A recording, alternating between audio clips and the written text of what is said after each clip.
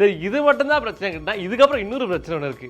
ஈகோன்னு ஒரு கம்பெனிக்கு சோல்ஜர்ஸ். அது என்ன கம்பெனினா, மோஸ்ட் ஆஃப் தி இளையராஜா பாட்டுகள் எல்லாமே ஈகோ தான் வாங்கும். இப்போ நான் பிரமிட்னு சொன்னேன்ல, அந்த மாதிரி அது ஒரு லேபிள். DISCO டிஸ்கோ டிஸ்கோ அப்படின்னு சொல்லிட்டு ஒரு பாட்டு இருக்குல்ல, அந்த பாட்டோட ரைட்ஸ் யார்கிட்ட இருக்குன்னா இந்த ஈகோ கிட்ட தான் இருக்கு. ஆனா இந்த ஈகோ யார்கிட்ட இருக்கு அப்படின்னு சொல்லிட்டு பாத்தீங்கன்னா, இவரு தான் ஆக்சுவலி இந்த கம்பெனியை ஓபன் பண்ணிருக்காரு. எக்கோ கம்பெனி 3ஆம் முறை படத்திலிருந்து ஆரம்பிக்கப்பட்டது. அந்த கம்பெனியை ஆரம்பித்ததே நான் தான். ஆனா பினாமி பேர்ல ஓபன் பண்ணிருக்காரு.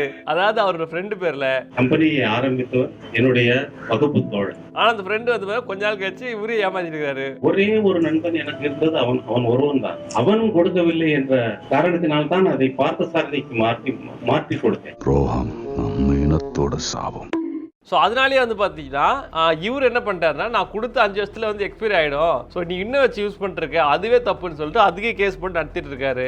எந்த ஆடியோ கம்பெனியுடைய அக்ரிமெண்ட்டும் 5 வருஷத்துக்கு மேல ரினியூவல் பண்ணணும். ரினியூவல் பண்ணணும்னா அது செல்லாது. ஸோ அது படிப்பா இவருக்கு ஃபேவரா